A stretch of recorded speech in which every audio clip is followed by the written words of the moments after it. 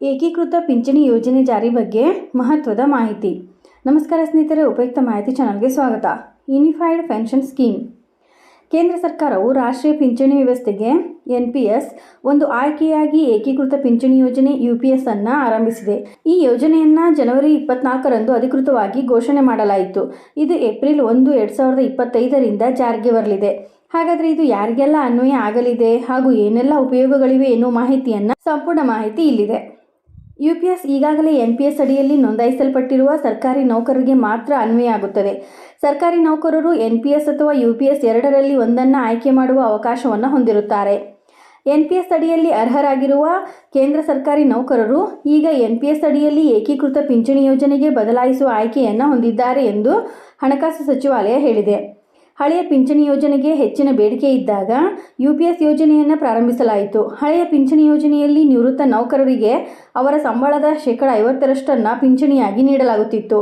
UPS ಅಡಿಯಲ್ಲಿ ಈಗ ಕೇಂದ್ರ ಉದ್ಯೋಗಿಗಳಿಗೆ ಸ್ಥಿರ ಪಿಂಚಣಿ ನೀಡಲಾಗುತ್ತದೆ. ಇದು ಕಳೆದ 12 ತಿಂಗಳ ಸರಾಸರಿ ಮೂಲ ವೇತನದ 50% ಆಗಿರುತ್ತದೆ.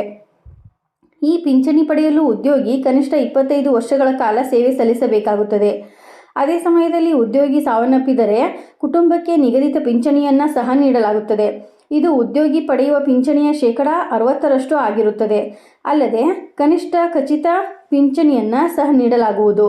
ಅಂದರೆ 10 ವರ್ಷಗಳ ಕಾಲ ಕೆಲಸ ಮಾಡುವ ಜನರಿಗೆ ಕನಿಷ್ಠ 10,000 ರೂಪಾಯಿ ಪಿಂಚಣಿ ಸಿಗುತ್ತದೆ. ಏಕೀಕೃತ ಪಿಂಚಣಿ ಯೋಜನೆಯಡಿಯಲ್ಲಿ ಸೂಚ್ಯಂಕವನ್ನು ಸಹ ಸೇರಿಸಲಾಗಿದೆ.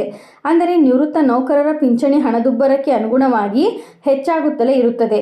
ಈ ಹೆಚ್ಚಳವನ್ನು ಪಿಂಚಣಿಗೆ ತುಟ್ಟಿಭತ್ಯೆಯಾಗಿ ಸೇರಿಸಲಾಗುತ್ತದೆ.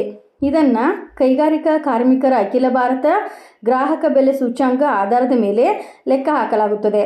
ನಿವೃತ್ತಿ ಬಳಿಕ ಒಂದು ದೊಡ್ಡ ಮೊತ್ತವನ್ನು ಕೂಡ ನೀಡಲಾಗುತ್ತದೆ. ಇದರಿಂದ ಸುಮಾರು 23 ಲಕ್ಷ ಉದ್ಯೋಗಿಗಳು ಪ್ರಯೋಜನವನ್ನು ಪಡೆಯಲಿದ್ದಾರೆ. NPS ವ್ಯಾಪ್ತಿಗೆ ಒಳಪಡುವ ಕೇಂದ್ರ ನೌಕರರಿಗೆ ಈ ಏಕೀಕೃತ ಪಿಂಚಣಿ ಯೋಜನೆಯನ್ನು ಸರ್ಕಾರವು ಜನವರಿ 25, 2025 ಶನಿವಾರದಂದು ಅಧಿಸೂಚನೆ ಮಾಡಿದೆ.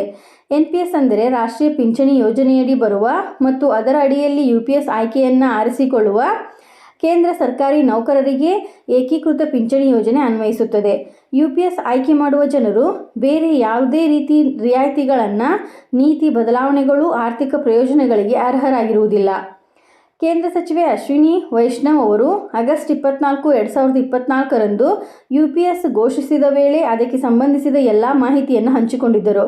ಹೊಸ ಪಿಂಚಣಿ ಯೋಜನೆಯಲ್ಲಿ ಉದ್ಯೋಗಿ ತನ್ನ ಮೂಲ ವೇತನ 10% ಕೊಡುಗೆ ನೀಡಬೇಕು ಮತ್ತು ಸರ್ಕಾರದ ಕೊಡುಗೆ 14% ಏಪ್ರಿಲ್ 1, 2025ರಿಂದ UPS ಅನುಷ್ಠಾನಗೊಂಡ ಬಳಿಕ ಸರ್ಕಾರದ ಕೊಡುಗೆ ಉದ್ಯೋಗಿಯ ಮೂಲ ವೇತನ 18.5% ಇರುತ್ತದೆ. ಇದರ ಪ್ರಕಾರ ಮೊದಲ ವರ್ಷದಲ್ಲಿ ಸರ್ಕಾರಿ ಖಜಾನೆಯ ಮೇಲಿನ ಹೆಚ್ಚುವರಿ ಹೊರೆ 6,250 ಕೋಟಿ ರೂಪಾಯಿಗಳಾಗಿರುತ್ತದೆ. ಇದೇ ರೀತಿ ಮಾಹಿತಿಗಾಗಿ ನಮ್ಮ ಚಾನಲನ್ನು ಸಬ್ಸ್ಕ್ರೈಬ್ ಆಗಿ ಮತ್ತು ಶೇರ್ ಮಾಡಿ. ಧನ್ಯವಾದಗಳು.